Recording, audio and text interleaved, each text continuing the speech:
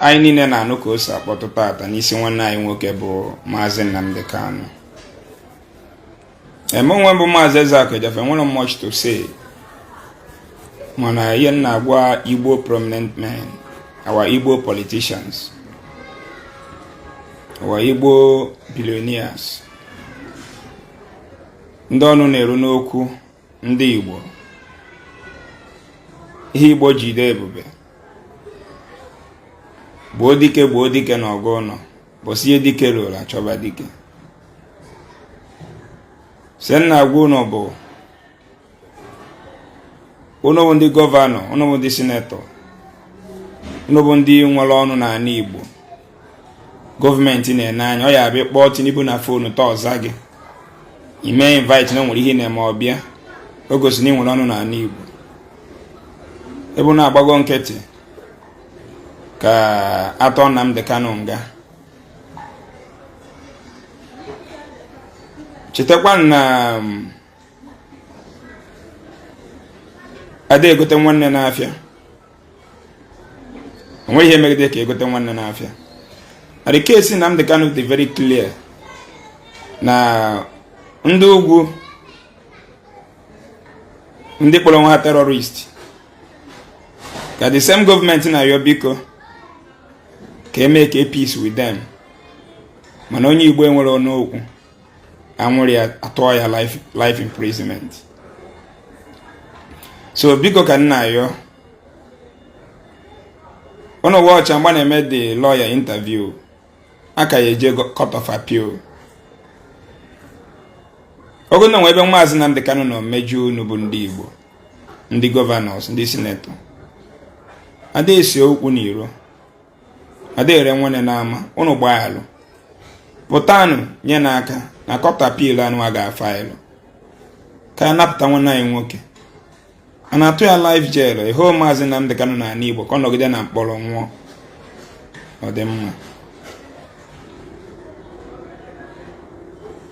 Life jail ya atụ ya bụ ka ọ nọgide n'ime mkpọrọ nwụọ. Ana m ayọ unu bụ ụmụnne anyị, nweghị onye Igbo taata obi dị mma. Emegidekwana anyị, egburu anyị n'agha, anyị bụ ndị emerie n'agha, egburu anyị ka na-egbu ọkụkọ. Nweghị onye Igbo obi dị mma, and that ideology of Biafra abago n'isi onye ọbụla bụ onye Igbo. Ma gị nwa na-anụ olu m, rapụsị ihe na-erite n'aka Nigeria. Bọsọ ọbụla mmadụ tetere n'ụra, the idea ịgwa gị n'Igbo onye Biafra na Nigeria na-eji kootu gị kootu, ọ dị gị n'ime. Ị na-awụta onwe gị azụ na ịbụ onye asụdọrọ ọkpa n'elu, that n'ịbụ a slave, that you are being trapped upon. Ihe a the ideology ma mgbu ya, ịma njikwa na-egbe kwụsị ya. Igbo nkwụsịgodo okwu atọ ịpụta gbuo m echi maka na mkpụrụ okwu a. Ọ bago na ntị ụmụaka, ụmụazụ a na-etolite. Sị na nwata chọba nke ọ bụla ajọ nwa. Ihe nna yo Igbo governors, Igbo senators, ọ gwa n'ebe a ka eji ama na tribe nwere agba. Ide azọ Nnamdi Kanu, your tribe ka ị na-azọ. Unu na ebe a na-acha as governors, ndị Fulani na-egbu anyị. Ụzọ wa n'ebe anyị is no go area. My own sister, nwunye m, my own wife, nna anọ na be anyị. Nwunye nwanne m nwoke, nwunye m ka ọ Fulani gbagburu ya na Adan. Ọ bịa sọ Ọnịcha na di ya nọ Mgbuka Obosi. My own wife, he was shot down. Be nna m ana-agụta ọnụ, Adan ana-agụta ọnụ. Ugwu Ijoro na-abịa, ha bịa chụọ the whole village ọsọ, gbaa ndị agbala ka nji. Ọnụ bụ gọvanọ ọsọ anyị na na-ekiri anyị. Nigeria na wọk dị mmadụ ekwu okwu Biafra. Nigeria na-arụ ọrụ ihe adị mma. Onwe onye na-asị gị bịa napụta Nnamdi Kanu, bịa napụta ndị Igbo.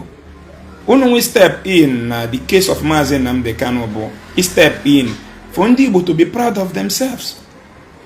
N'ihe ndị Hausa mee n'Imo steeti mbọsa, gị nwa afọ Igbo were kamera ka ividio onye Hausa orito ọnọkọda kwụọ gị etika kụrụpa na be nna gị. Ụmụnne ya rọsha gị mee escape, wepụta maka asta abụọ gị. Etu esi emegbu anyị na Igbo dị mma. Anyị kọcha ugbo were efi Jizọs richi ihe anyị kọrọ. Nwere anything I win go president anala the power. She's for something years and webe onye Igbo be typical onye Enugu, Anambra, Imo, Abia, chiri Igbo anụnwa chiri Nigeria as a president. Ona ihe toru here, ona akwụkwọ anyị elu here. Mana Igbo anụnwa anyị na-ekwu bụ one of the richest community in the whole West Africa. One of the richest community. Ejesim Lokoja bata.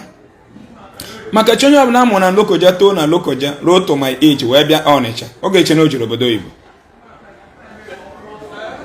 Ejesim Lokoja bata ba na-akpa Abajala na Lokoja. Onye ọ na-amụ na Lokoja too na Lokoja toro to this our age wee bịa Ọnịcha. Ọ ga-eche na o jiri obodo Igbo. So ihe nna yo ndị Igbo ma gwa na so ndị Igbo nụkwara the same of ụmụnne ya kpọpụta ya. Ihe nna yo biko dododo mụ Mazi Ezeaku ji obi ọcha m na yo. Ọbụna Nnamdi Kanu na-enupụrụ n'isi. Ọbụna na-akpali na-akpali. Ọbụna nwere ihe ọjọọ mere unu bawa Igbo prominent people, government official. Gbaalụ. Anyị nwere mmadụ dịka Bianca Ojukwu na Igbo. Ọkwana voice ka ị need. Asọ gị bịa bụ onwe gị. A na-ekwu na onye dị otu agwụrụ. Onwe ihe aja anyị ji wee dowe gị na that position.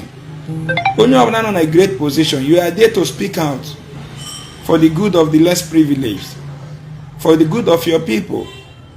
A na-asị na nwunye Ojukwu kwuru okwu dị otu a, na ọ nọ na court mbosi dị otu a, na o jekwuru president. Yọọ ya maka otu a bịa ka nwunye Ojukwu nọ taa, nwere he has what it takes to visit Tinubu, nwee meeting. Ọ dị proud video post na ọ bịara ịyọ maka release of Mazi Nnamdi Kanu. Ọ dị ka anyị chere na nọchi oyi. Anyị rapụ onwe anyị otu a, ọ ga-emetụkwa onye ugwu metụ onye nta. O metụ Dave Umahi bụ the Minister of Works. Yes, n'ọfịs ya achụpụsị anya some months ago ka last year. Ụmụ ọrụ ya nọ under him na-akpali ya na-abagharị ya chọọ ihe fọrọ ya bụ itivi n'Osabiọg. Oyowazie biko. If Hausa man is the one in that position, nobody who damn you, which Igbo man can talk to Hausa man in that Dave Umahi's position? Dave anachi na yo biko. Onye Hausa na-aba. Ana-abagharị ya mbaka na abara nwatakịrị. But I must tell you, onwe ihe ga-eme ka onye Hausa bụrụ Minister of Works. Makwa ihe ọ bụ na position aka the whole Southern East governors. Makwa ihe ọ bụ onwe ihe ga-eme ka ọ bụrụ onye Hausa nọ that position. Ka onye Igbo nọ under him pụta kparịbịa publicly na video na-atinye na Facebook. Maka na o chiri ha warning na ha na-abịa ọrụ late. Ịbịa ọrụ late enye gị punishment. Oju okwu ụnụ ụgwọ. Ochiri ụnụ ụgwọ salary. They messed Dave Umahi up. Ekiriche m David ebe nwana anyị nwoke na yo ha mgbaghalụ. Si na anyị nwezi ọnụ okwu na be anyị. Anyị dị ka ndị enwe. Kedu ebe anyị ga-ebido? So mụ Mazi Ezeaku Ejiofor na-ayọ biko ụmụnne m ndị Igbo. Gọvanọ Enugu, Gọvanọ Anambra, Soludo anyị fụrụ aka gị ma mgbe ise picture Nnamdi Kanu na aba na dowe n'Ọka si release Nnamdi Kanu for you na ị ga-analụ shoti.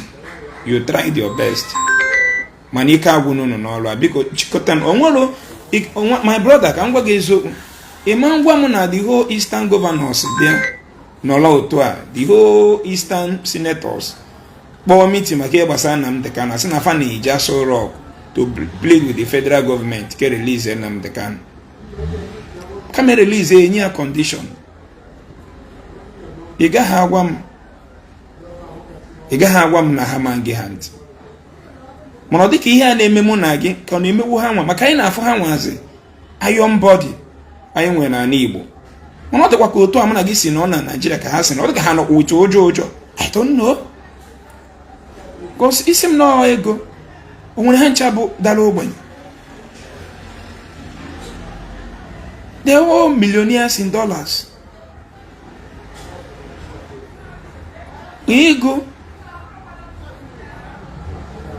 So kedu ebu dị isi ka emerụ na ebe onye si bịa n'ọzọ anyị okwu n'elu gba. So mụnwa bụ Mazi Nnamdi Kanu ma ayọ Igbo politicians apụ ike ọcha nwa na-eje biko jene gopụta nwanne anyị nwoke. Ọ ga-abụ nnukwute kredit dịrị anyị Igbo be anyị dị emena na-agbapụta Nnamdi Kanu ka anyị gbapụta ka n'Igbo. Ofu Biafra anụnwa ka a nụrụ ọgụ gbuo ihe niile egburu jide Ọnịcha niile gbarie wee nye anyị 22 pounds ebido n'isi. Ofu Biafra ihe aba ideology you can kill it. Ọ bụrụ ọsọ Nigeria na-eme agitation for freedom. The same Biafra idea kịta ka Nnamdi Kanu bịakwa wete n'ụdị nke ya ka o si weta ya.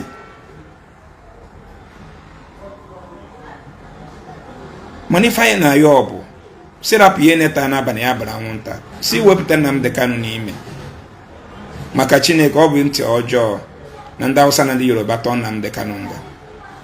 Nshọt ọ bụghị Hausa na Yoruba tụrụ ya nga. Ọ bụ na Nnamdi Kanu unu rapịa na pikọt ọ ya eje atọ Nnamdi Kanu nga.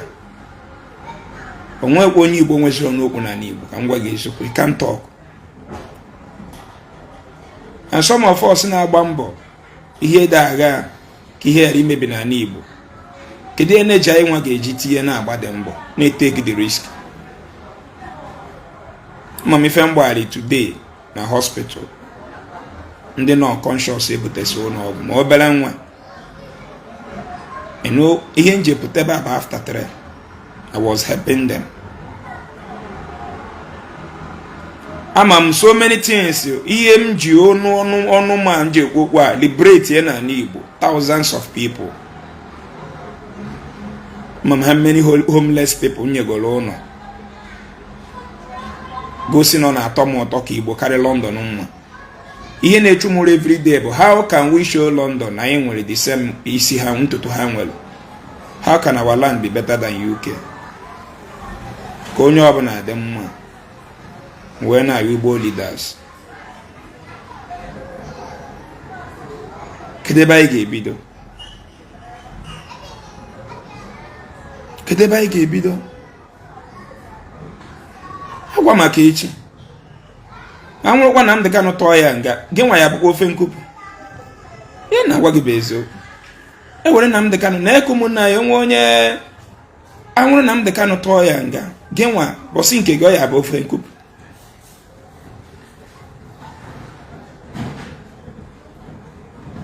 Bọsị nke gị ya bụ ofe nkupu. Number one, Nnamdi Kanu bụ somebody man over 60% of ndị Igbo na-eso. That tata na nso na-atụrụ ya nga. Like obi ndị mmadụ dị ka awụrụ ha ice water. If not for anything, for the love so many people nwegoro ebe ọ nọ. Ndị Igbo leaders kwesị stand with him wepụtagodi ya n'ime. Wepụta ya n'ime.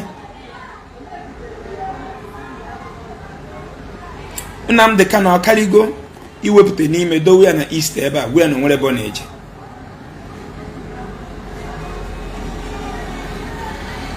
Mee ya house arrest with a security. A governor of a state can do it. Wepụta ya dowe ya na ụmụ ahịa gwe ya na nwere ebe ọ na-eje for now. Kpọrọ security kponye enwe ebe ọ chọrọ ije within Nigeria, you will escort to jail. This should not escape out of this country. Government can pay those. How many policemen? 7 policemen can do that. 6 policemen can be his personal security. Enwe obana eje anaga ide anaga. Uche ka ejiko na-eme ihe to protect where you come from.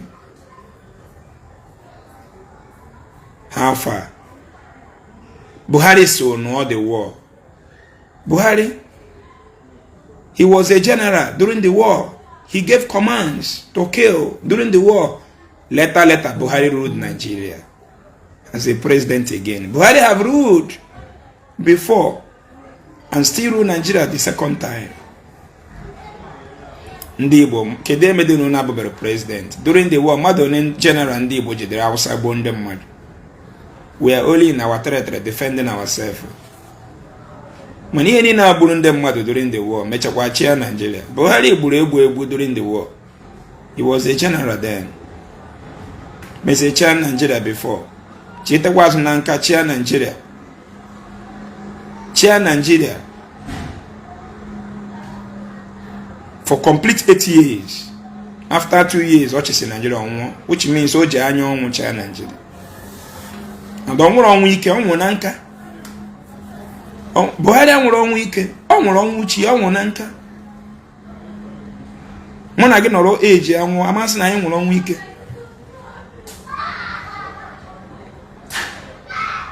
Kedu ebe anyị kwụ agwụ? Onye ọ na-afụrụ ihe mere during Peter Obi na Tinubu. Peter Obi ada akwatuo Peter Obi. Kedu ebe anyị ga-ebido? Protect us.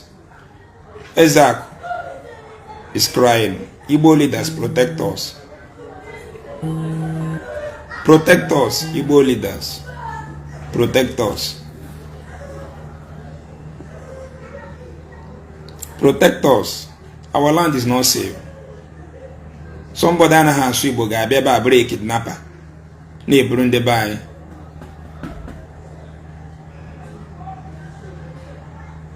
Nwanne m nwoke anyị je nụtara nwaanyị na-akpọ ugo mbọsị ya ruo Anambra State University gbarịa m nawa be ha si ebe a ka ọkọ ọtọwa nawa ụmụ mbụ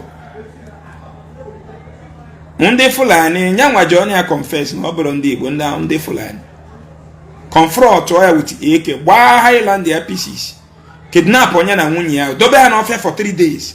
Nwaanyị o ji nụta onye ụmụ mbụ here. One of our member, the wife is a lawyer, him himself is a lawyer. And then when you take, you go in. Do it, dinner when you need more here for complete 3-4 days. At Warramson. Now, I need to buy here, and you buy I'm here. Say that, child. My own village, now was a Mihebubo, na Benham, so also go back here the guy now cause. No protect her now. Only of now in the name of naturally protecting the Igbo can work eziokwu. Even if the person is doing it in a wrong way, the person the Igbo get folia because we are bleeding.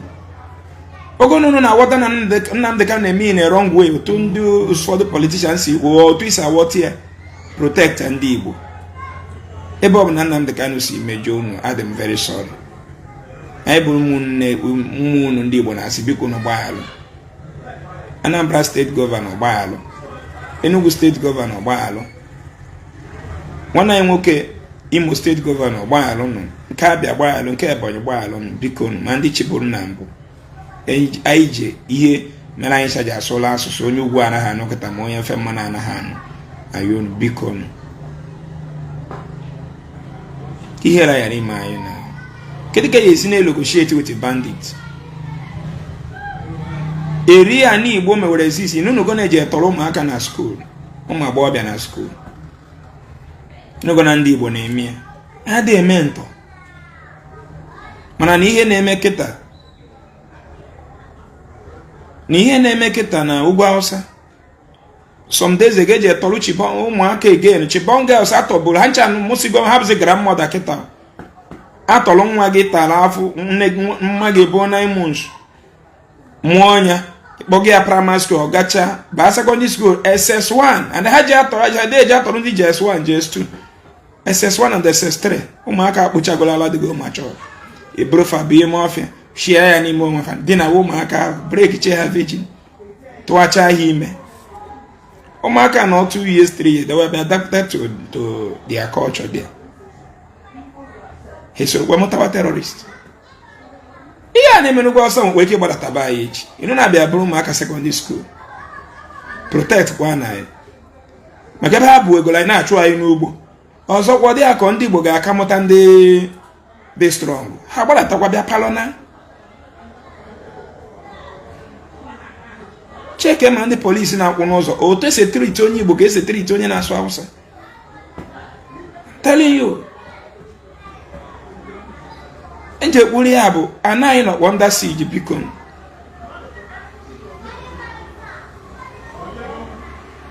Biko nụ. Ọ dị nnọọ ka anyị nwezini stand. Kedu ground anyị nwe na Nigeria? Kedu ground anyị nwe na Nigeria na-azụ onye Igbo? Gwakene m ihe mere anyị kịta na anyị bụ Nigeria na Igbo man bụ ya Nigeria man. That is gwagodo m ofu ihe mere ya. Ọ nọ na-eru anyị n'okwu. Chief of Army Staff bụ onye Igbo. IG of Police bụ onye Igbo. President of Nigeria bụ onye Igbo.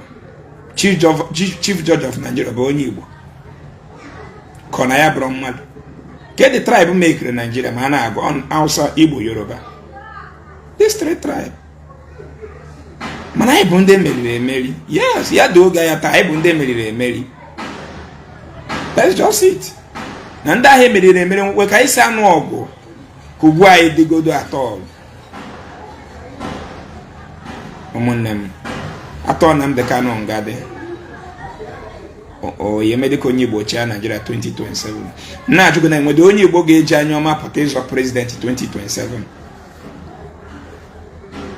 Onye sị ga njọ ndị Igbo. Enwere onye Igbo ọbụla isi kpakọrọ ọnụ na nkwesị pụta ịzọ president 2027. Ihe niile mere gịrịgịrịgịrịgịrị na Tinubu na Peter Obi. Tinubu mechie win. Kedu onye Igbo ga-enwekwezi elepụtakwa bịa zọ president? Money choice bụ ịyafu ego gị igwu egwu.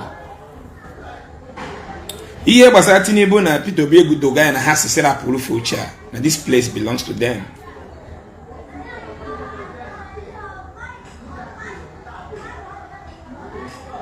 Ụfọdụ ụmụnne anyị na-akpọ ọkpụ isi ala. Ha rapụgo okpukperechi Christianity join okpukperechi ndị ịkpụ isi ala. Ndị nke Igbo joinere ịkpụ isi ala na-azazi Mohammed, Chinedu, Ibrahim, Ifeoma, Aisha Chinenye. Biko ka anyị na-ayọ unu na-ewetakwana violence unu ewetakwana violence Islamic religion na ala Igbo. Unu ga-akpụ isi ala unu kpọwara onwe na isi ala.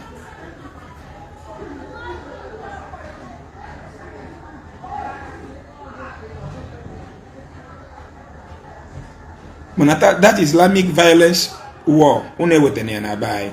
Icheke ebe ndị Islam take over enyechere na abụrụ those reproducer of those ndị achọpụtara Islam ihe dịka Saudi Arabia, Qatar and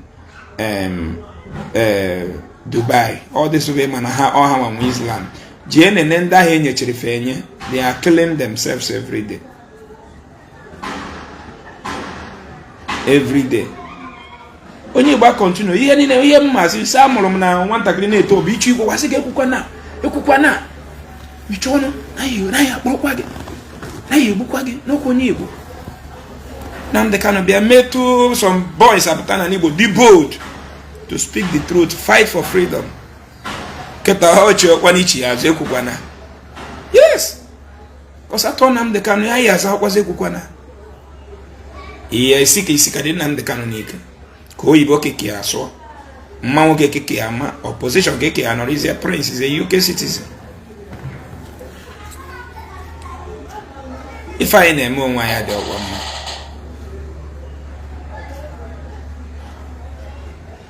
Ihe unu na-eme anyị adị ọgwa mma. Ife anyị na-eme onwe anyị adị ọgwa mma. Ihere juru m anya. Tata nina dị m confused. Arizo no one nke bi obodo Igbo. Eziokwu, I'm telling you, arizo no nwa. Cause anyị nwa bi ebe a na afọ dị ha with suffering ebe ebe obi na-elewa m. Me join me na some people which ha nwosi nye ha n'obodo Igbo. All this mess. Onu nwa bi etere obodo nwere akwụkwọ dị ka America na Canada na Europe. I'm telling you. My brother bodo tiriti onwe ebige ka ebige ebido ọkụ adịghọ na as I'm talking to a touch ka m je me program no low light 21st century mmadụ enwe ọkụ n'ebe ọkụ enwere ihe jeme n'Egypt ebe Nigeria is a big nation enwere steady electricity. Somebody pụtazie ka ọnụ ọgụ ya echi kwụ na nwere atọ ya nga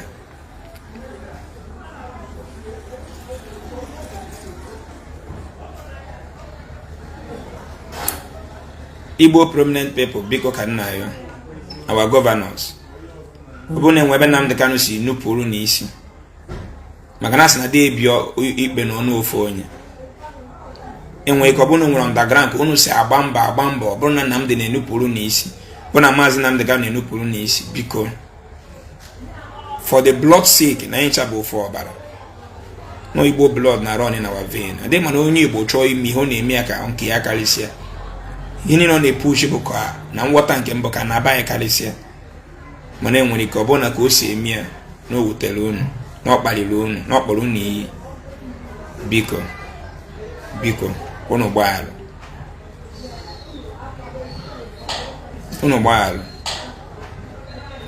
maka ọ bụrụ na ejesi taa sị na ya sị free Nnamdi Kanu makwa na ibe niile kịta ya na ya is short ndị bịa palọ ya elekọta afịa taa sị na famara na ọkụ waji bụrụ ya maanị gogoro mkpụrụ obi ndị mmadụ biko ka nna ayọ mụ na nwa m Mazi Ezeaku aka m dị ọcha obi ọcha ka m ji bịa n'ala Igbo a na-agba mbọ ka ọ dị mma na-agba mbọ bido Igbo Love Themselves Charity Foundation 2018 January na-agbasi mbọ ike bụrụ ndị Igbo n'obi na-agwụ ụmụnne m ọya mfụ ka ndị ụka si egbufa with olive oil mfụ na nwere ya gbasara Jizọs ma arụnsị ma ọ bụ Mohammed na egwu ọya mpụtatiwa aka Igbo nsogbu gwa ndị mmadụ na Jizọs ada agwọ ya na ya ihe ndị ụka na-eme fake because iji ụlọọgwụ gị na fada na-azọ bed ụlọọgwụ gị na reverend sister gị na ndị pastors a na-afly obodo Igbo mkpu okpukpechisi ike ma na-egosi na evidence since ụfọdụ ji maka ya kpọọ masị ịkpọcha masị reality hit gị face reality ihe Nnamdi Kanu na Nigeria gọọmenti na-ejiche na America ada afịa iche na ya European Union ada afịa iche na ụwa niile ada they won't talk they will not talk Trump si na ọ chọrọ ịbịa Nigeria gọọmenti na-agba kpụrụkpụrụ si ya bịa iche na Nigeria mara ihe ha na-ekwu iche na ha dị nzuzu ha ma na onye ọcha da abịa without interest. I'm telling you, a white man cannot come and rescue a black man without interest. That is why the first time they came with sheep, kidnapped millions of our people, tortured them, raped them, sampled them like a goat in the street of London. There was a time when they were them on Chamaka na Efai na Chebozo na Chinedu. Everybody youth, and they were on £1. Hajewu bakpochie ha ọnụ ka fire riri ife dị n'ugbo 400 years ago. Understand? Na ha chie afụ na ụwa etetewego n'ụra weta Bible na Quran weteze ndị Africa God divide Africa into two. Onye Africa bụrụ Islam ọ bụrụ Christian ha na-agba war. Rapụzie focus ebe ụwa na-aga rapụ science and technology ndị Igbo ji ibiri the whole world ji ibiri na-azọ Jizọs asịkwa Muhammad asa na-agba war na-egbu onwe ha nwaanyị dị ime egbuo nwaanyị dị ime kupụta nwanne ya n'afọ gbuo onye ka defenda Jizọs na Muhammad na Africa onye ọcha 168 years ago eburu Bible bịa gwa gị na Chineke dego Bible gị gori na ya abịa ịzọpụta gị ihe niile ha kwụ na God ya emere anyị from Genesis to Revelation gwa m ofu ihe God megoro ndị Africa afụfụ unu ekpere n'isi Nnamdi Kanu kpe tie na Holy Ghost fire tie Nnamdi Kanu pụtara no ndị gboo ji gwa gị na onye ma ọbịa ọkpọkọrọ were ya kpaa afịfịa nji agwụ face in reality man decides what will happen. European decided to come here and enslave us. No spirit hold us, they defeated European not to move us away from our land. No spirit did that. They moved us in millions because they came with weapon. Today the evidence is there. The black Americans are there. Black France are there. Black Europeans are there. Where did they come from? Some might be on your man ago. Only I say you are man black. I'm going one leg of abala. Black America, you know, the Obono Ngurugu Kesi Guru Papa Matariapo. They don't know where. Only share mukale this thing. That in those black ones in America, Hammer Ben, where they originated from. It's typical shame. Is a UK citizen stranded like that as a slave anywhere in Africa? No. Is there any European country today that don't know where they came from because they are living in Africa? No. Religion deprived us common sense and practical action. That is why European and American, the Western world trashed away religion and face common sense, science. They keep on building weapons to defend themselves. Any building today in Israel without shelter, nobody will live in it. They build underground shelter. Any tall bomb will not spoil the place. But look at us, empty. Africans are empty. Africans are empty. Oh, to I work in a child. If anybody come to save Africa, Jesus here, guy. During the war, where went Jesus? Jesus was sleeping. We are all massacred. We are being starved. We die out of hunger. Christ was watching us. But they say he's our savior. You saved me from where? You saved me as Oyenugu State from what? From Umiri Adibro na Nkano before Ibia. From Ungenaja Nenyala Ingen, Aija Zuwai. Come from the sun or the welder. We have one of the best welder in the whole world. Where did Jesus save me from? From what? From what? I'm asking. It's from sin. Which sin? Your ancestor killed my ancestors and you came back and tagged me a sinner. Is that fair? You sold me for 400 years and you came back 168 years ago with the Bible tagging me a sinner. Now, why can't Bible mention slavery? Those Ndamelain slaves in Africa, why can't Bible condemn it? Rather, Bible promoted slavery. That slaves should obey their masters. Slaves should obey their masters. Bible encouraged slaves. And when you are talking about this, on your Anambra State, or covering me a judge and make you in a pound. No, bro, this slave, no, which slave are you talking? Slave or the boy? Slave and servant, are they the same? Are they the same meaning? Servant and slave, is it the same meaning in dictionary? So Bible Amazebo will see you servant, obey your master. No, slave. Obey your master. Umi baba ini na funo kanenye go ba onu munoka brocha pastor evangelist Emeka prophet Chukwode prophetess Chidemma pastor we in the bobos. Nobody is talking how to build a weapon. Nobody is talking on how to manufacture a car. Nobody want to build something that will be better than the Chinese clothes we are putting on. No, but St. Teresa Church, St. Monica, Boronoka, Europe, Boronoka, Lucisiela everywhere in a village. One of factory church, Catholic Church in the Bernagi, Buibo. Now, the biggest factory in our village is about Catholic Church and Anglican. I want to know Uno Chineke. Shame on you. Uno Chineke, who is heading it? Rome and England. Heading the house of God in your community. The honorable chief priest of House of God or Catholic Church in the Bernagi, Pope of Vatican City. However, their business hall, their factory, a bit bigger than a factory. They produce that one. Every village we have Catholic and Anglican. And then you have one of the best sites in any community. Just check your community. Ebalo Catholic Church and Anglican Abenag is one of the best sites in that village. I wasn't know why I can't go up behave. Man, I want more Ben Naga compound look at compound Catholic Church and Anglican. I know Bian Nagin compound go look at compound Anglican Church and Catholic Church. Why I'm calling two of them? No how of the slave master then enslaved us and came back with the Bible. Na Chineke Motago Jesus na Bodoibo. Who is fooling who? Before you came, Amalogom Chineke. Which King Leopold II told them? Nanda Amalogi Ebu Chineke.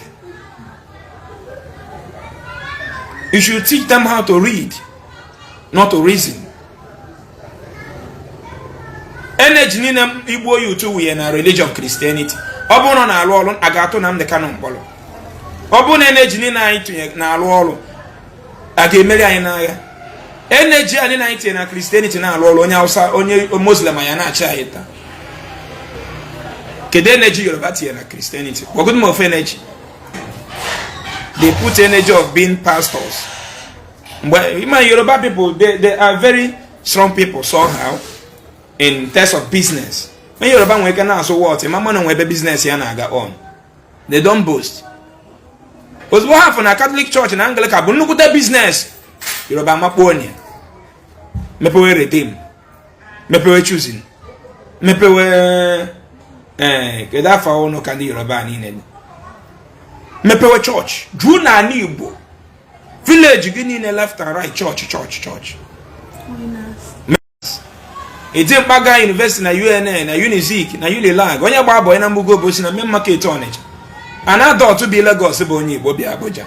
O mepe ọnụ n'abalị ya na family ya na na-eti Holy Ghost fire, Holy Ghost fire, Holy Ghost fire, Holy Ghost fire. Na 21st century. Ka ị na onye ọcha nye gị Holy Ghost fire. General AK-47 na 38 million, 40 million. Google the price on Google. E nwere egbe worth 1 billion. Marakwa na onye ọcha ma resi gị weapon the equivalent to their own. Okwe nwere idea. Enwe ka onye ọcha resi gị weapon nwere the same capacity with what they have in America. American as a nation cannot give your country the same weapon that have the same size with your own. It's impossible. Ayabanoka. Ayabanoka. Chiwe father, chiwe sister. Zuzu ariba. Uwa nyowa yinsi nenu. Ndocha nyowa yinsi nenu. Ndocha nyegi said after no black man can rise up now to question European. Why did you enslave my masters for 400 years? How can you question your God? Are the Europeans not your God? If you doubt me that Europeans are not your God, if you see someone like me now knocking on your door and I claim to be Jesus, will you accept it?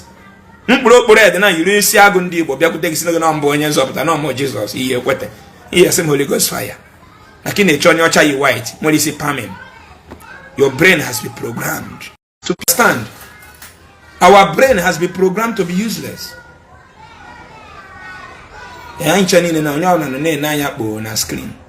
Can we create it? No.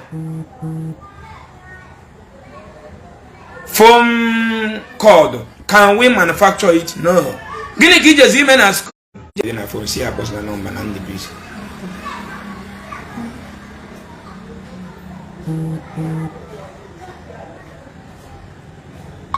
okay, come back again. You know? No black man can question the white. Okay, brother na umunne mu na kilim. Since bidoro men na abuzi ezogo. Abia no go msigi na mfolo so na ogi na egbo ankolo gi. No, ihe na woga village na nwolo ankolo gi na egbo gi. Ihe na egbo m na gi bad government. Religion be a divide, you know. How did the religion divide us? Oh yeah, look at, let me tell you. Kema no bro religion as up to Jesus bụ akpa am. Yeah, Jesus bụ no mere exist is up to mmadụ amanye gi. Evidence m menye gi na go and read it. Obodo na akpụrụ chim na ihe aji akọnuche emepụta elu onwe fa. Ndị Igbo ji ikwu na ọgbalaka na-azụ na ojiji na-akọnye. Ọgbalaka na-azụ na ojiji na-akọnye bụ ihe na-azọpụta any country in the world. How? Mgbe nọ Dubai, how far? In Dubai, na alolo na Dubai. Your family there, we are all feeding fine. Iri ju afọ na Dubai, send all your family ego na Nigeria. Fari ndi nwunye gị na ụmụ gị iri ju afọ. Ọkwa eziokwu. In on a country, mmadụ do with that standard with common sense. For you to know the power of man and the Kamgwa Gebe better religion to deprive away that power of man from us.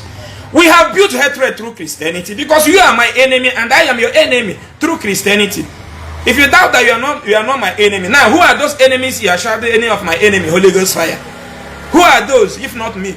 They want to go in the paper against your enemy, Cheton Yocha. You chat on go London as your enemy.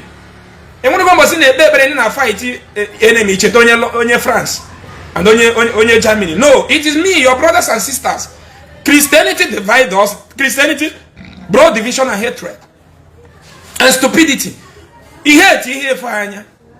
ana achụ gị kedu ihe onye Igbo a na-achụ gị kedu ihe ịrụpụta na weji achụ ụlọ gị ịlụrụ fon ofe ị na-eri ịlụpụta nwere ofe ọzọ ka nke ndị ichie lụpụtara mma ọgbamgbam eji ekwube gị na vileji kedu eji achụ ụlọ gị kedu onye Igbo onye ka ị na-achụ bro hatred everywhere each community. There was a time many of us had in a village but reverend father and oshi pastor course na need and they promote terrorism na by through Christianity teach obayala. Now look at how religion destroy your common sense of reasoning. In on Dubai na roll on Dubai when I roll on Dubai your family they were all feeding fine back home in Nigeria in a route when I send the offer. But immediately they deport you from Dubai back to your country. Ebe religion go back what happened? Since they deport from Dubai to Nigeria, you are no longer feeding fine, including your family. Because Nisigo a country maduji common sense, the way to the standard of their living, not prayer. They don't depend on any God to do it for them. They did it that no befanalo this solo for, and you testified it when you were there. Now they have deported you down to where human beings decide to render their own children useless. But instead of religion leaders to unite those children together to fight those human beings which are the government, the religion leaders decided to manipulate you. Na Jesus ga one or the gay. We no Dubai or Jesus one or the gay. Go the standard of the one or the may your family living in Africa. The standard of the government. I try me Muslim, me Christian, me pagan, me boyo menana. But they have kept to their land to the standard and na lolo company na Dubai. Niga ne living na Dubai na ugo na mana all family go na Nigeria ma fane ri afọ. Mandate. One energy religion against government. One united energy Christianity to fight bad leaders the way they are uniting us to fight Satan. Mention one two. Ebeka Satan. Onye bụ Satan. Ihe nnem na ekwu bụ udo. I want to bring peace in Igbo land. Christianity terrorize our land. Oni no go nwere charm inwere. Ogwu ido ebege scam.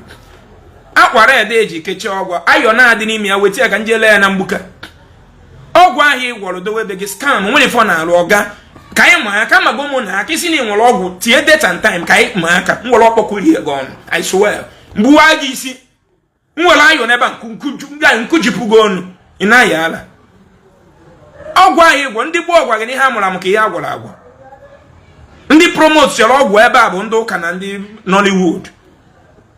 Ihe bụ dibia na Igbo ndị na-enye mgbọrọgwụ na akpa agwọ ndị na-agwọ ọya through herbs and all herbs a ka eji agwọ ọya today everywhere in the world. Ndị nna ya dịdị nzuzu why na ọ bụla aja na nnu ka ndị Igbo ji agwọ ọya ọkwa dị sam mgbọrọgwụ ndị Igbo ji agwọ ọya ka China refine mee ya tablet na erebe gazi paracetamol. Onye ka ya egbu ihe gburu anyị for 400 years onye ka ya egbu ihe niile ma ka esi eme mgbọrọgwụ na akpa agwọ ka e rere n'olu ka e kidnapụrụ iche no imbecile ka ha na-akpọrọ ana talented people, wisdom people, war for 400 years. After that physical war, they bring mental war. Mezeri give miracle ka pepe soup na war. Na Jesus na war onyoya, no na bonito nya nwura, no na emenka, no na emenka. Aye chene ezo woro obi ocha na batagwa na esu ya. Mwe chopta no ogwu asi, uzo na edu ha anyị n'ọnwa ike, wetiwe mkpu na Igbo. Last malaria me nwa go ụnọ go ka idujere ọkwa dị mma. Last issue malaria mege na anu fibroid a na-eme nwunye gị since to be no bo na Ezeaku motivate gị je eme nwunye gị surgery ọ ka na bleed after keep begore 10 years na Nigeria ka Jesus na nye nwa anyị na-ekpe ka Jesus nye anyị nwa ndocha arụ na IVF ana akọtọrị brain mmadụ ikwu kwasị eni kwujo na Jesus onye bụ Jesus bụ onye from where who kedu onye ma Chineke Chineke ba amasi. Nobody is the founder na Igbo. All the spirit. Somebody there was him na Chineke mata Jesus. From nwanyi no go to for 5 years. Oh, dear about sex with her. And a fool the who? Virgin Maria after Kabachalong where Joseph never have sex with Virgin Maria. She's a virgin. She's a married virgin. Una manyi mumune titi. E wa moto osopta ronda Arab. Jesus bụrụ sọ ndị mkpọ ndị Anambra na Enugu na Ebonyi na Abia na Imo na Rivers State ka Jesus chọrọ ịzọpụta. O chefuo ndị Zamfara, chefuo ndị Borno, chefuo ndị Kaduna na Katsina, ha bụrụ Muslim. Muhammad zọpụtawa ndị nke ahụ, Jesus zọpụtawa ndị side nke anyị. Ọ ga-eme ha na business ka Arab na Europe na-eme. Ka ichefugo na Arab na Europe mee that slavery business. Inwe ha idea. Infra picture nke na trend ebe onye Arab na-ekiri onye ojii ọ chọrọ igoro during slavery. Ha were religion tisa anyị. Ịpụta na fight ụmụnne gị, ị na-ekpe ekpere, ị na-eji adoration. Ị na-eme 100 days fasting. Na mmadụ chọrọ igbu gị. Kedu onye dị ndụ na Nigeria kịta? Gwa m ofu onye. Ọ mụ na gị dị ndụ, ife ya egbu anyị na-eche anyị. Motor accident is there waiting for me and you. Kidnappers are there. Many things. All these things need to be prevented for the good of everyone. We don't need personal blessing. We need general blessing.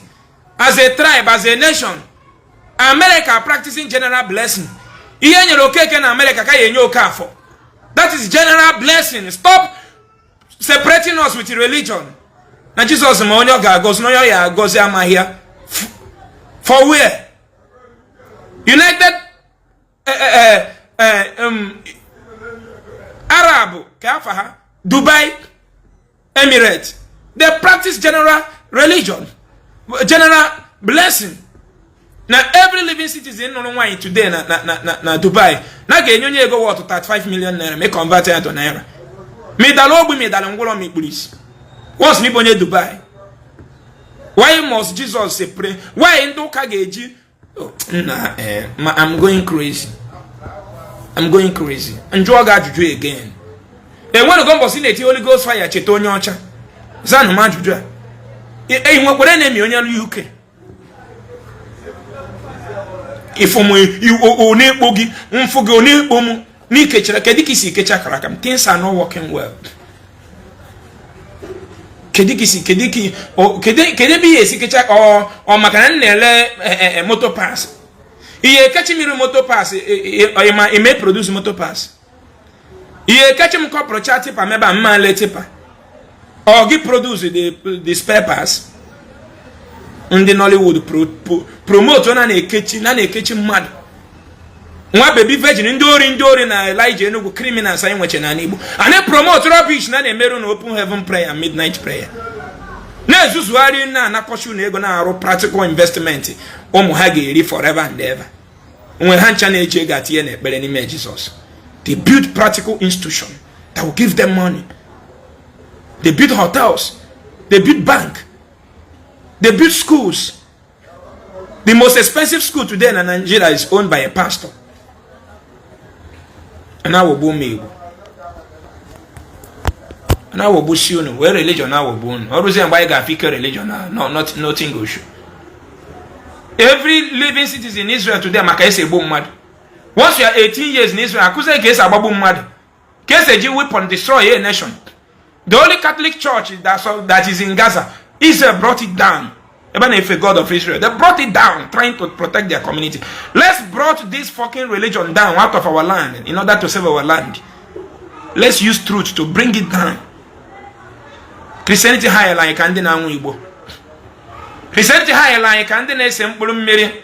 Or higher like too much. For your bound, go. Kedititan. Family got culture gonda guluzi boninemo. Onye no native fire. E culture gonde no one in edema. E can't go from Agua Rosso Gayaguna no. E can't go them born in edema. If you monitor me, you die. Only believe. Na 21st century, Bogana rocket in FNN. Bogana missile, Loga, fully share country. If you monitor me, you die. If you monitor Christianity, they will lie. Nobody can speak up as one Igbo. Naturally, it will Okomo should come around 8 something years after the world has been existing billions of years.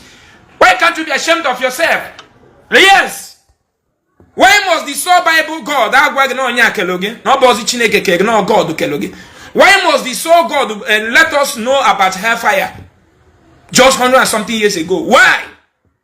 You don't ask question. When America before one ya dime. America nena mana geji milisieni noko. America wa for that buy the whole animals in no mafia afa. Buy the whole grass afa. Ugwo isi neno na Igbo ndi gbo obali afa. Ba mmadu afa, ba the whole human organs afa. Ba onwa afa, ba papanda afa, ba enigwa afa, ba urukpo afa, ba oshimiri afa, ba mmiri afa, ba ngena afa. Na Hamas na enwere okomo. I bleed for the good of my people, for freedom of Igbo, for freedom of Igbo. Ndocha why wayo we are Bible bafuga ya so na Igbo ayi. Nigeria now na-enye na over 100,000 Nigerian Christians have been slaughtered. We have become the world news. How we are being killed. No weapon fashioned against us shall prosper is no longer working. I told you that tissue paper is better than Bible. Stop reading that brainwash book. You're under cage. Read your common sense. Have a oath or you been or so one and see some so neighbor cow. But see reality get heating. But see reality get heating. Here now the pastor on the men and I get belly my brother, my sister. Baby has a rindy. A pelada wall. Now Jesus has solved the problem now. Go out there, do things the way we see me. He went here. On your buying up on Nigeria pastor, go with a document in Obodo Igbo. You shouldn't be ashamed of yourself. Do what you're supposed to do. You get a document over there. How can Jesus give you a document of a country that gave you a Bible which told you that the world is about to end and you are celebrating it? You still don't want to know that you are under brainwash. Bible maybe it just Europe if you know what they maybe choose I got the one here and we want a document in Europe. Each what I got the one chose a document in Nigeria and Balkan padre but only known as Spain but want a document. You shouldn't be ashamed of yourself. TI confusion. Magumado na Jesus ibu na Jesus na agwo ya. Mfukata tie mkpu. Prove one more wrong na Jesus na agwo you na akpali m. But I warn all of you. I warn terrorist Jesus. I warn you hands down with evidence, fact and figure to protect my people. I love my people more than anything, more than money. That is why I rejected friends, reject money and stand on my feet. Ihe na gba almost on nke reality hit baba. Obia ode wute ndi Igbo na ụka ni na ha ije na enwe onye village anyị dara ngwụlọ Jesus megolo gaba ije. So dey wute unu. Nwe wute. As Igbo person na no mu na at your age, you go 20 years watching this video. 30 watching this video. So after ka Ezeaku pụtara tiwa akọ Igbo nsu gbesi, but onye Igbo ọbụna Jesus mere dara ngwụlọ gaba ije na mma akụ 10 million with 50 plot of land. Trying to prove what I'm preaching, trying to protect you, trying to not make you be a fool. What can Ezeaku?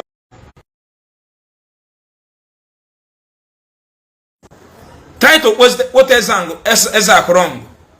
You can't. Mania, come on.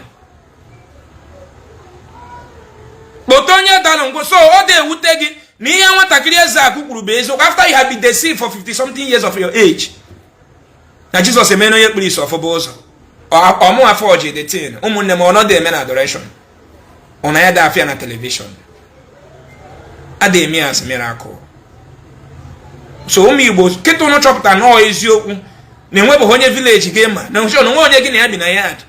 Mo nwata no nya na gini aga ko school mo dalongolo. Na so keto no chapter ni Ezeaku na-ekwu be isiokwu onu na-enweghị nwute. Why can't you? Do you think that we can survive without truth? Emegi ya na Jesus na-eme ngwụrọ gaba ije ha na-abịa ha je mepe factory ebe na alụwa ichi ya. Man izuzu che zuzu aricha ni na achọ for Helen ije golo ha wichi ya. At At it stands now, my brother Chikwebuka, only the truth can set Africa free. Only the truth can set us free. Only the truth can help us. We are not living as a human being. There is no street here in Onitsha that looks like where animals live in Europe that gave you Jesus and Bible free. Only the truth. La kai fresh yo nwa ine ne manya ne negi. Only high game melo nwa. It wasn't any fucking spirit from abroad to come and help us. Now, we have any power. You chop uta, ajuju kan na ajuge. So you chop uta go na ne wo village get dalongolo galije. Odogo ganya. Okwo onye ozo obolo kewo. So the whole 9 villages or how many villages make up ozo obolo. You chop uta go ne wo onye ozo obolo. Dalongolo galije. Then why are you against this truth we are preaching? Gimwa boye nnewi na anu onumu. We chop tago na enwe onye village gina nnewi dalongolo pele ogabije. And you are celebrating the criminals who have been deceiving you instead of you being angry. Why must these people deceive me? And they program me to be suffering. Neka Jesus is our role. Jesus brought hatred and division. Jesus brought hatred and division. Otesi told Jesus because to kaide happy in the time of our stupidity. Na yin waloro na ba ya jima kana yin waloro a no bi dem ma do 10 je Dubai. Dem ma do 10 je Dubai. At the port on Madden 18 because they can never Jesus. You see how Jesus works? Jesus protects stupidity in Igbo land. Jesus promotes ignorance and stupidity, foolishness and hatred and division. In Igbo land. In Igbo land. Now again, I want to get the 10 je obodo ibe deport on Madden 5. Untin care deport renyewe Jesus. Hese plan and efele Jesus ask. You love Jesus more than those your people that was deported. Why can't you fight on how not to travel to another man's land? Church promote once now going na Jesus na visa. Ejeje obodo Igbo. Nji we jo onu sunu. Obo na Jesus na visa ejeje obodo Igbo. Kede eme na Jesus enyere onye Saudi Arabia visa. Ka obia biri n'okpo. Na ere mmiri na boho n'okpo. Kede eme na Jesus enyere onye Spain visa. Ka obia na aru cleaner. Na batete. Also, munem de me with a visa jam abroad, jebru cleaner. Now, why Ponsaga the working on Daga the boy care home? We work as a slave in UK. We work as a slave in America, in Canada. We are slaves. How can we help ourselves? How can we wake up Africa? My heart is bleeding. Why can't we be on top? Why can't we rule the world? Why can't the world celebrate us? The world cannot celebrate us with what God will do for us. The world can only celebrate us with what we can do for ourselves. What we can do for our nation. What we can do for our community. Practical action. As I'm standing here, there is no Igbo community that has community ambulance to protect their life. No Igbo community. As big as so many villages are today in Igbo land, they don't have village community ambulance. But UK, where they are living, they have more than 200 community ambulance in UK. That if you have a headache today in United Kingdom, you just dial the number of ambulance, they will come and pick. Mononi Igbo Church, worth of 1.5 billion, doesn't have ambulance of 11 million to save life. Because now, Oman went ambulance. Because now enemy have only village here na batete. Only area have only batete. Only fight only batete with a beleko onwa. Makano we like also sinenyali achele. So he wants all the whole his enemies in Abatete to be gone down through prayer. Only one suspect coincidentally only one problem. Jesus. No only there is no community in Igbo land, including mine, that can boast of community ambulance for emergency in 21st century. We are fighting Satan. Where is the Satan? Where is the Jesus? Where is the church? The church, you know that they are deceiving you. That is why when they generate money from you, they build practical institution. They don't need to beg any God money. No. Church in Anambra State owns a bank, right? A Catholic church in Anambra State owns a bank. Other churches churches, the same thing. Pentecostals, they own a bank. You are seeing it. Abakenwe Bank. Do you know how much you have to deposit to CBN before you could be able to be signed to manage a bank? Bank, they make 50 naira from debit and credit. They don't need prayer. They generate money from you, fool you that when you give God money, then you make money. They fool you when the money becomes so big, they go and give it to the CBN. They didn't give it to God to give them a bank. They move to CBN, follow the due process, pay CBN how many billion naira. I think now before you establish a bank in Nigeria, it's like you must deposit 25 billion. Google it, it's on Google. I don't know the actual price. Before you establish a bank in Nigeria, I think you have to deposit 25 billion to CBN. Church did it. Church deposited this money to CBN, and CBN assigned bank certificate to them. They came and begin to make money practical, and they keep on manipulating you that Jesus will give you money. Why can't we wake up and see that these people are deceivers? They are not practicing what they are teaching us. The same church who is telling you that God is going to change your condition the same way he changed the condition of Jabez. They are just building one of the expensive schools. They're going to come up on a boarding school of churches in Igbo land. Pentecostal boarding school is how much? Anglican boarding school is how much? Catholic boarding school is how much? Is it 1 kobo? Is it 1 naira? They make millions. They know how much they are going to generate from each school fees every term. Every term. They know how much. They don't need prayer. They don't need any God to give them money. If you stop going to a church today, especially Catholic Church and Anglican, they will never go dry on this planet Earth.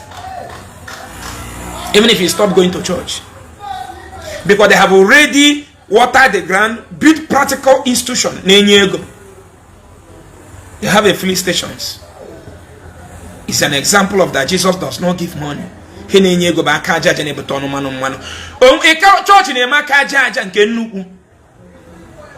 Church in Abasim BK to stand ground on their own as an institution. Manhaji said that Bambo not invite here to brainwash Managana, Banaptan, you get where Abambo to stand firm. Ega Munagin a church, I just stand firm. Why can't them fight? Because government in Yamuna get the same money. Government in a student today in Europe. A student in Agua London today, when I says to another government loan, what of 20 million? Joining on a London, only create this video if I'm lying. A student in high institution in UK were right to go and demand for school loan from the government. And government will got equivalent to 20 to 30 million if you convert it to Naira. And when in years a loan, our no biako with as a collateral. Call no go with as collateral student. Now go see how all about watch the government here go. Church, or no man government in a mihana na neben. Mano mwaka before na alalo na hostel here in Nigeria. One pocket na got toilet in a hostel because their toilet is so dirty. And they refuse to renovate it. So many mwanya bagola high institution at different university na Igbo. Bucket haja got toilet. They be in a hostel. They shit with bucket. We live like animals from birth till we die.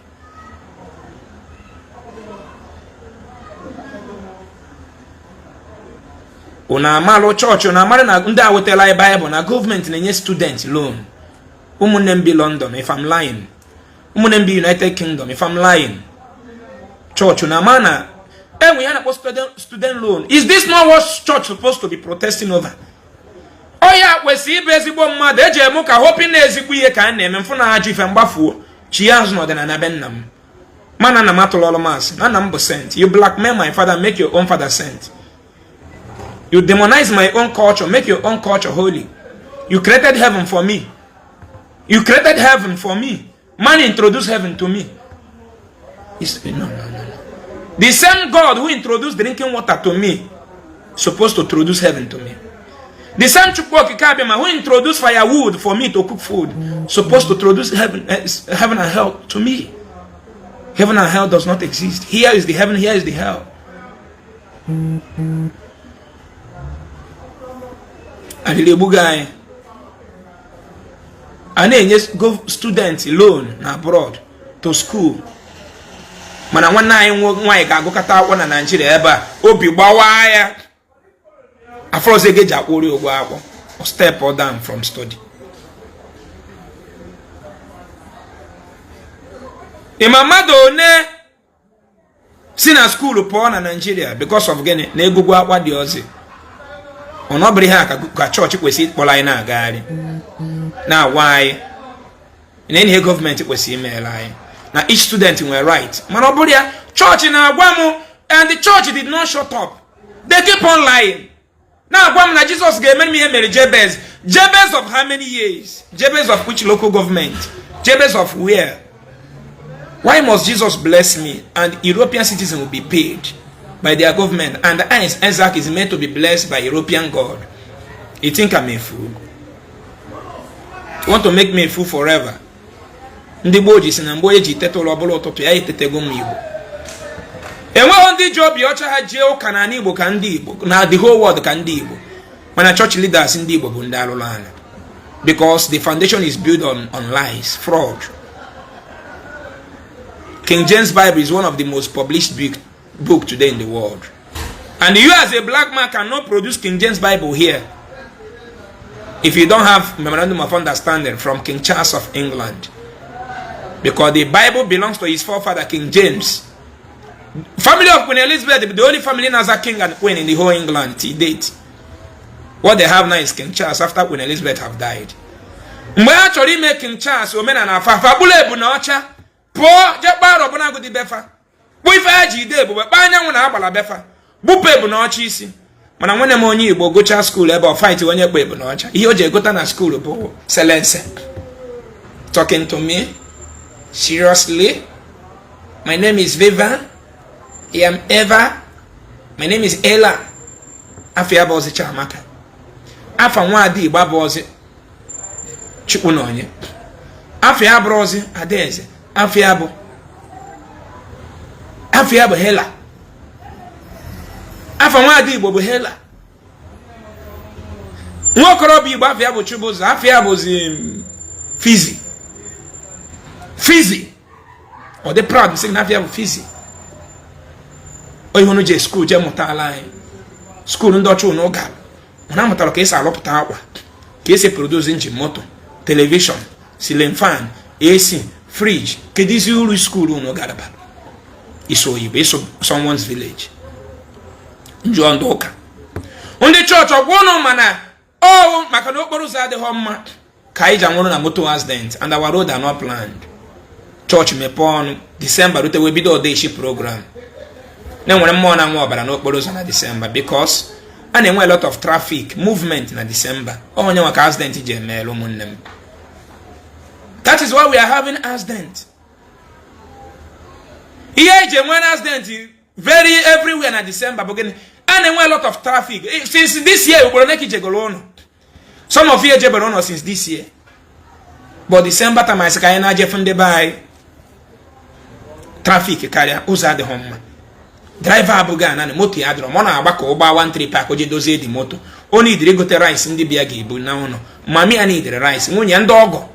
Anyị na-arụ ọrụ kachaki. Ga-ebe na ụfọdụ n'ime anyị na-azụ family ha na-azụ ndị ọgọ ha. Ụfọdụ n'ime unu na-ekiri m na-anụtaghị nwaanyị na family ndị ji ego. Gị nwa na-azụ nke gị na-azụ ndị ọgọ gị.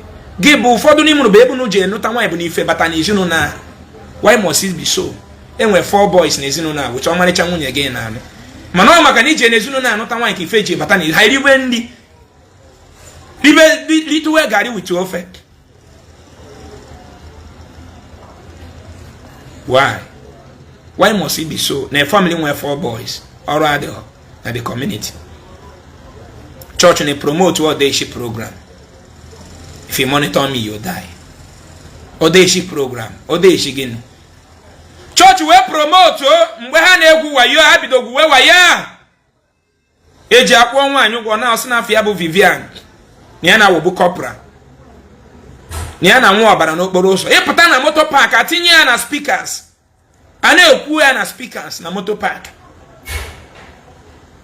igekete ife n'isi ịpụta na junction mgbuko taa ma mgbuko obosi ma mkpọ ma main market ifo ebe a na-ekwu ya emecha na video CD a na-eri ya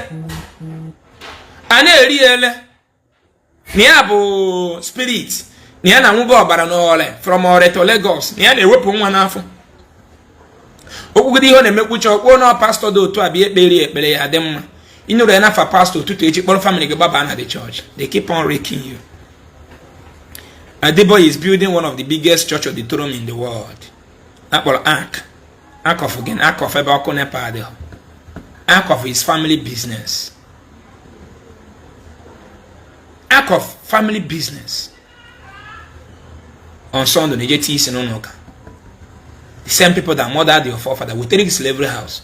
Una si na enwe bere banye na eme ọgbakọ before ndo ọcha bịa nwere obi. Each kindred nwere obi. If you don't know about this, know it today. Anyị nwere obi ebe ụmụnna na-agbakọ. Kedu ya na-eme na obi ahụ? Na be nna mba onye ọbụla chisiri nụ the eldest bụ onye na-abụ onye isi obi. Anyị na-akpọ onye isi. Onwe ndị be anyị na-akpa arịa. Arịa bụ the staff of office ọ na-eji. The staff of office ọ na-eji. Ma ọ na-abụ ogologo iron na-adị ka oji. Ichisa na bidowe arịọ gị. Onye ọzọ bịakwa chiba ọkpụta nke ya. Ọ na-obodo where you can count how many people lead go that kindred as an eldest. But today what is happening? My people sold their culture to church. Because they told you that Amadioha, his work is just like police station. Ezunoshi. Ana na mmadụ ihe ya n'ike. Egbu na mmadụ. Echekwuna nwunye mmadụ.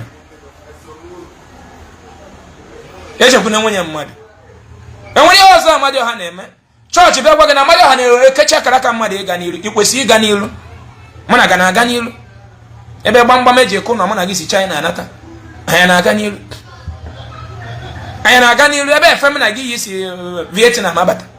Nri mụ na gị na-eri bụ nri ndị ochie ndị nna nna anyị chọpụtara. Mụ na ga na-aga n'ilu. How are we prospering? Ijuna street na Dubai. Aye, Ijuna na street na Dubai in India, Cambodia, Vietnam, Indonesia, Malaysia. Street boys and girls. Street boys and girls. Because we don't know anything. Religion made us, manipulated us. We put all our hope in Jesus to save us. Jesus divided us. Eji Jesus achọ onye iro. Kedu onye bụ onye iro gụ nwanne gị? Ọ na-asịgo m na enwere achịere. Mpụtasụ na enwere dị ka achịere. Go to Google. Google Lake Osa in London. If ndị nwere ihe ọ na-akpa achịere na London.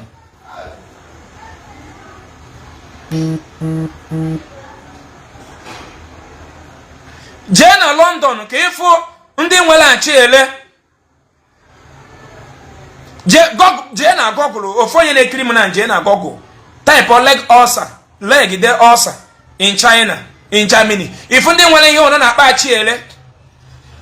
Ndị Igbo nyere na onwe na aka na nwere nwanne gị ba amosu. Onwere onye bụ winch na-efe n'abalị na ana Igbo.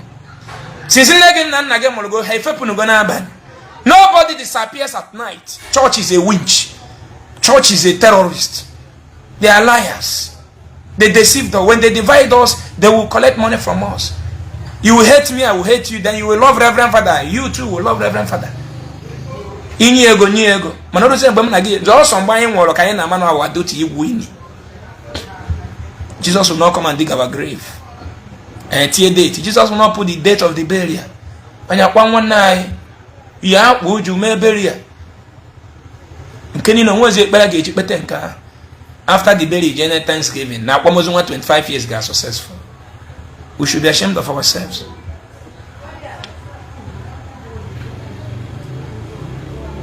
Enweghị m na-akparị. Ana m agwa gị ihe m fụrụ. Afụ juru m anya. Ife ụka gburu ndị Igbo with afa Jesus. Ndị ọya. Ha. Enweghị onye n'ime unu ga-anọrọ under my shoe yara ime ife mmelu. Unless me chọrọ iji ya chụrụ ego. Onye mgbuka ka nwụọ. Enwere ihe dị na health mma. Onye mgbuka nwa adoration. Zombie adoration ka mbụnụ. Nwa zombie adoration. Aye. Pure zombie adoration ka mbụnụ.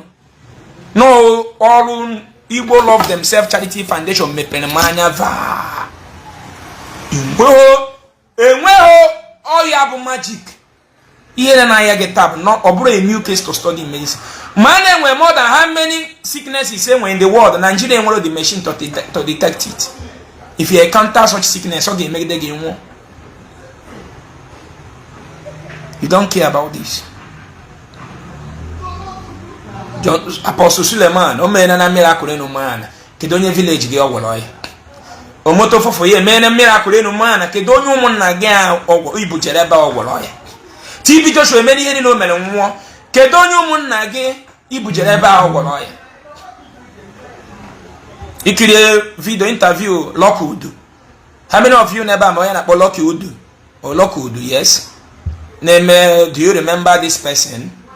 And I watch video. Joshua. I was waiting for that interview to boom. Can you imagine how the lady is able to success or TB Joshua? Well, a young lady, beautiful lady, Dotonya na TB Joshua look all for 20 something years. If you're not going to the interview, not going to Okorobago. No one was near to 3 angel, do Gary TB Joshua. Omar Chanwa, answer. Beautiful without makeup. Nkiriwa chos ukiriche vida aluche 9 minutes or 8 minutes. What the no time kiriche vida. Onwere yem froko. Enwere yem froko. Ni abo successor TB Joshua. Na ifiri ya na amuma. Na when boss ya duru 3 angels dugale TB Joshua. I then he do 3 angels dugale TB. He do 3 angels Ghana government house. In nature only get do 3 angels Ghana obru TB Joshua. Iduje yanisi governor, iduje yanisi president. Oburu dinda kuno negent, ndi na akako keye na nwa akam. Kedi ye nwanya akwụ na interview la hije aka. Mgba Lucky juzili ya di men ajụjụ ngwa onye tụwara gị ime nwe mụrụ si na Holy Spirit na ya bụ second Mary. Ihe a na-agụcha ha ncha.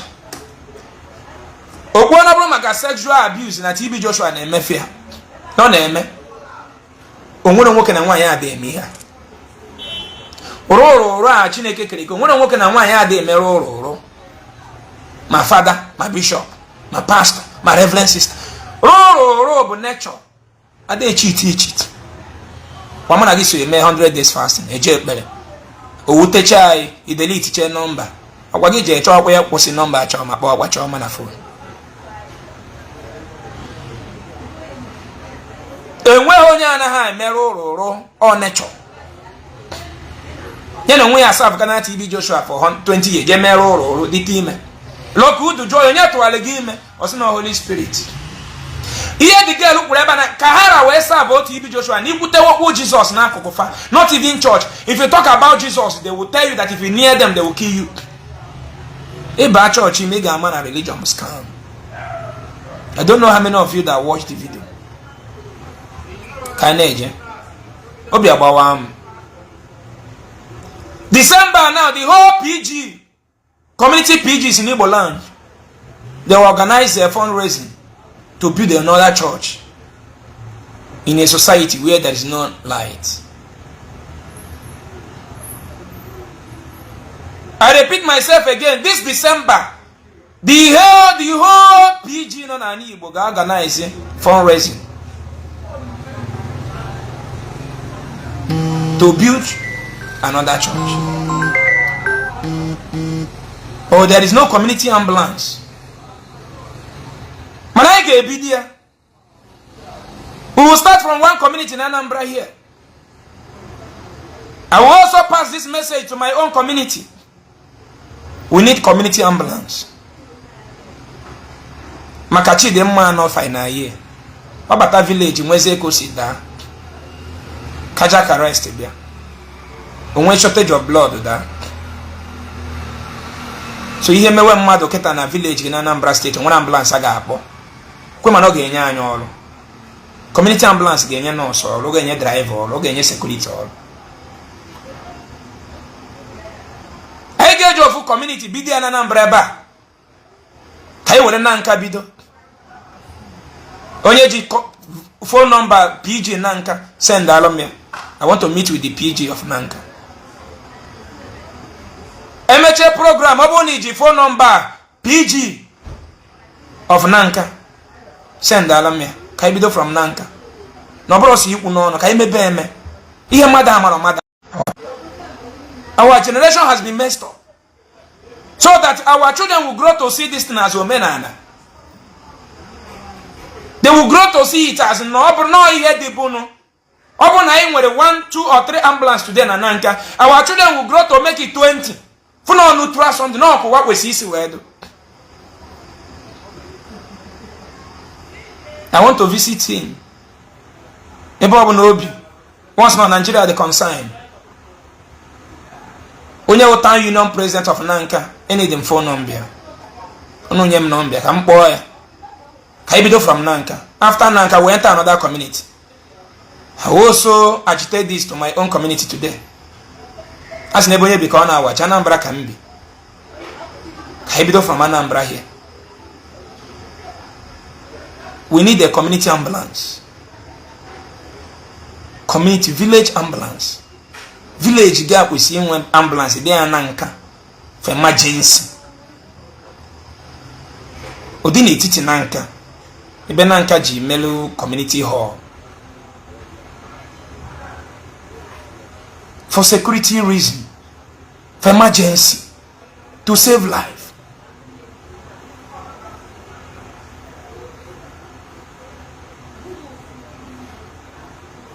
We need it.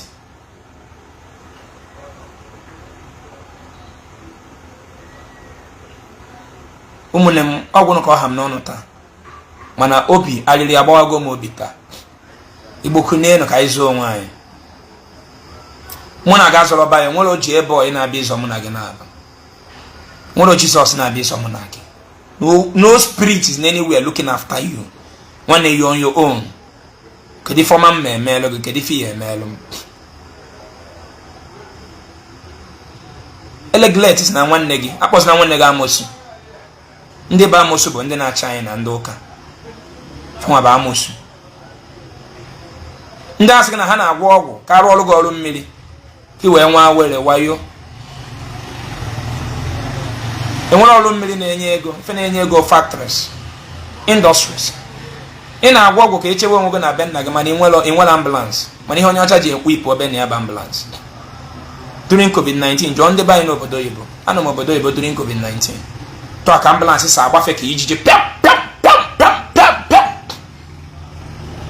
Wa. A na-ebu ndị na-aga door to door to the citizen. Imepe Facebook ebe a na-agbagbu ndị nke anyị. A na-agbafe egbe na abaje Igbo palliative. Onye amala asụ ya sọọ n'igwe. Onye amala asụ ya sọọ n'ala. Mana ife nna ayọ ndị Igbo bụ Igbo politicians ebe Mazi Nnamdi Kanu nọ bụ.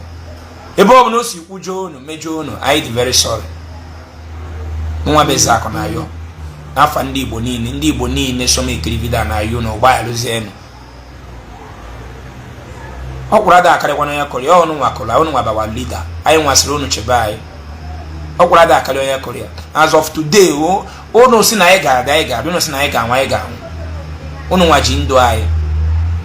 The 5 Eastern governors ji ndụ anyị. Enweghị magic, whether you believe it or not.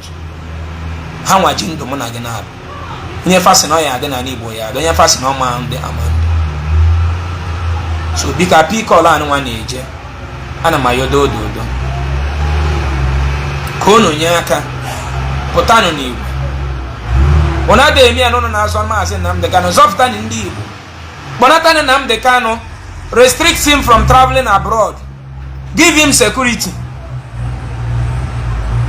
Ọ karịrị unu. Chinye 6 policemen. Dobi ebe a. Onwe ebe ọ chọrọ ije, those policemen bụrụ Hilux sori ya na zojesi ya iduri ya nata. Ị na-anụ? By the way, unu nwa bụ ndị governor Simon otu akunu sikwe move. So ọ bụrụ cage. He won't complain na cage ya. For the sake of our tribe. Ka ndị Igbo bụrụ ihe buliri enu. When I on the Igbo niile na ayọ unu site n'obi ọcha eji mara ndị Igbo. Igbo leaders. Ihe amụrụ ka emere bụ ọnwụ. Mazi Nnamdi kanu man overpower unu bonatania chinya security when you are from now no man may travel from now brokers should stop. Let the situation calm down. When you are politically ni ho na acho no ga efolia politically o nwere nkwa na ekwe mmadu inye hope funa nwa okorobịa na anu oku n'obi enwe ka esi alata mmadu enwe ka esi eme mmadu enwe ka esi rehab mmadu oboro tigbo ozogbo onye a na-eme tigbo ozogbo wori tigbo ozogbo osori ya ọma nwa ranatia uyi ofu nkwu ihe ya nọrọgodu arapo Nnamdi kanu atọ ya nga Igbo niile ka atọ Sunday Igbo ho mekwere ihe Nnamdi kanu na-eme ndị Yoruba wechiri kpọpụta nwanne fa ona ma akwa nkwa ekwere ya Nnamdi kanu akara ihe onu tata maala anyị mma anyị ga-adị ka Chineke ada agwa agwụ sị na ha Chukwu okike abịa ise mgbe ọ na anyị si chi nke ukwuu ma na ọmụ na gị ka anyị na-ekwu okwu ya ịbụ chi abụ m chi anyị bịakote ọnụ anyị bụrụ chi dị ukwuu ihe ọbụla kere gị n'ụwa ị na-represent ya chi ka ịbụ akpụkpọ agbata gị n'ụwa you can't deny ebe si bịa si ebe anyị si bịa ka ịwụ ụtọ kaba chi ihe ma onye bụ osi chi ma anyị bịakọta na ya bụrụ chi nke ukwuu ka anyị bịakọta n'ọnụ site n'aha anyị niile na akpụkpọ gbatara anyị ụwa nyanwa bụ site n'aha Chukwu okike abịa site na nkwekọrịta anyị niile na ihe mere anyị ji bịa ụwa. That is the full meaning of n'aha Chukwu okike abịa ma gosi na anyị cha kwekọrịtara ihe fọzọ na bụ ka anyị mebi ya eme ka ọ pụta ife ka anyị mebi ya eme ka ọ pụta ife ya gazie onwe ya nkwujọrọ gbaalụ mana ihe niile a nkwuru ebe a bụ the pure truth. The pure truth for your good, for your good and the good of your children. Ihe alụ je ọnụ ọgwụ nwa Jesus na-agwọ any fucking sickness. Nwere onye nye mama gị poison ife gburu nne gị n'ọmụ ya. Nwa efe onye nye nwanne gị poison. Ị nwere okwe ego iju n'ọgwụ count that person a dead human being. Ihe nchọrọ bụ ọgam n'iru ndị Igbo dị mma gị ihe achọrọ m na m na-eweta no ihe ahụ m fụ n'obodo oyibo ndị ọcha na-eme achọ m ka ọ dị ambulance isa mfụ dị befa ka ọ dị baa